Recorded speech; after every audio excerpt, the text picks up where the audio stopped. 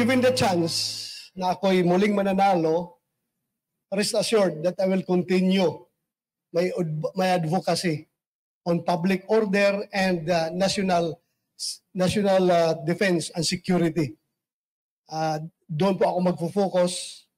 Public order, I will continue my fight against illegal drugs and criminality, and for national defense and security, we will see to it that our national defense posture should be credible enough against foreign invaders. Sir, alam po natin na you're very close with the Duterte family and Yes. medyo marami pong mga political na away ngayon concerning them. Do you think this will affect kung ano po yung kalalabasan nitong election na to para sa inyo? Yes, it may affect either way. Either way. Pwede akong manalo o pwede akong matalo dahil dyan sa gulo na yan. But I am more inclined to believe doon sa mananalo tayo. May effect talaga ito.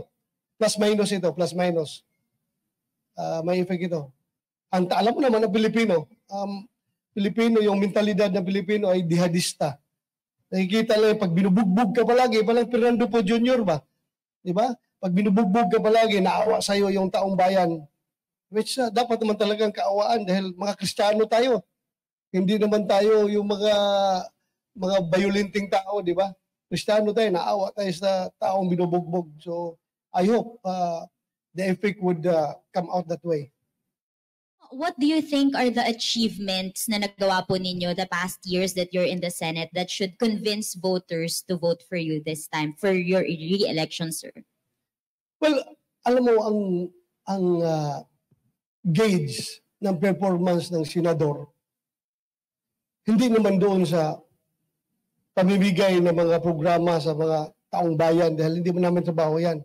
Dapat ang gauge ng performance ng senador ay paano siya gumawa ng batas. So pagdating naman sa batas, paggawa ng batas, dapat ang gauge dyan kung ano mga batas na sponsor mo na nagiging batas. Kasi kung sabihin mong author lang, I can be an author to all the bills that is being passed in the Senate. Pero kung ang pinakamahirap kasi dyan, you sponsor ka because you will be the one defending the bill, you will be the one debating for it. So sa awa ng Diyos, may napalusot naman tayo ng mga batas. Although yung iba hindi pa nakalusot dahil nga very stiff yung opposition, medyo matagal tayo makalusot yung ating mga measures na in-sponsor. But for the record, meron naman tayong nagawa rin. Number one, yung PNP, BJMP, BFP, Bucor, Height Equality Bill, napalusot natin yan. Yung BFP, Bureau of Fire Modernization Program, napalusot natin yan, naging batas na yan. Yung Anti-Terror Bill, we co-sponsor tayo doon, Anti-Terrorism Act. Co-sponsor tayo doon, we help in the passage of that law. So far, yun lang mo sabi ko sa inyo. Ang mga pending ko pa na medyo mabibigat, yung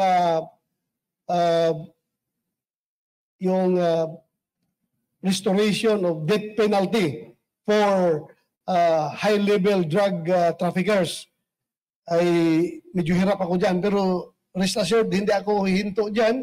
Ipaglalaban ko pa rin yan in the next Congress kung ako'y susurtihin. At yung pagbabalik ng mandatory ROTC. Dahil kinakailangan talaga natin yan ngayon, lalong-lalo na yung nagbabadya na threat sa West Philippine Sea, kailangan natin ng malakas na reserves. And the only way that we can have a reserve that can be mobilized anytime is through ROTC. Yes. So you're the subject of an ICC investigation, and these allegations are also being discussed now by your colleagues in the House of Representatives, Quadcom. How do you think, sir, these investigations will affect your senatorial run? And tingin niyo po ba, sir, ay offshoot din po ito or epekto po ito ng kawalan ng alyansa between President Marcos and the Dutertes? Well, alam naman natin yung what's behind all these investigations. They form part of a grand demolition job against us. the Duterte and the allies of Duterte. So, I leave it up to the people. The people know very well what is the real score. So, ang taong bayan na mag-decide kung talaga bang totoo yan o hindi, then makita natin yan sa resulta ng magiging resulta ng eleksyon. Kung sila naniniwala na si Bato ay masamang tao, then please, by all means, do not vote for me. Huwag niyo ako iboto. Pero kung kayo naniniwala na si Bato ay matino na tao at sinusugal ang kanyang buhay para labanan ang droga at kriminalidad, para maisalba ang kinabukasan ng kabataan, then please help me do that. Because I'm going to do that. I'm going to risk my life. I'm going to risk my career, my personal life para dyan sa laban na yan. Hindi po ako atras. Kasi yung pag-launch namin ng war on drugs ni President Duterte, hindi naman yun ginawa namin para kami yumaman, para kami magkapera. Ginawa namin yun para maisalba ang kinabukasan ng ating kabataan. Dahil talamak na talaga ang droga. Yung grand plan to destroy your image, yung lahat ng naka-alay kay Presidente. Yes. Nararamdaman niyo po ba kung talaga nag-work yun, considering na sa mga survey, may mga survey na lumalabas recently na kung dati nandun kayo sa top 6, kayo nila Senator Bongo, biglang parang pababa kayo ng pababa. Depende yan. Kasi meron ding nakita kong survey na tumataas din ako. Hindi ko naman, I'm not fighting these survey firms. Naniwala pa rin ako sa kanila, pero sige lang, titingnan natin. Pero as I've said, pwedeng negative or positive ang naging epekto nito. Nag-aalala ba kayo, sir? Nag-aalala kayo dun sa sinasabi nyo na non-stop na demolition job against you? Well, hindi ako nag-aalala dahil nakikita ko naman yung taong bayan. Kahit saan ako pupunta, naramdaman ko man din yung init ng kanilang pagtanggap sa akin. Kaya hindi sila nagmamayabang ako. That's my honest opinion. My honest opinion lang. Nakikita ko naman na tanggap pa rin nila ako. So, sige lang. Fight lang tayo.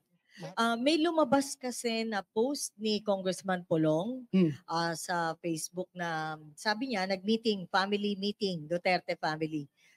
Would you know ano yung pinagmitingan? Talaga bang tatakbo, may tatakbo sa Senado na Duterte under the PDP?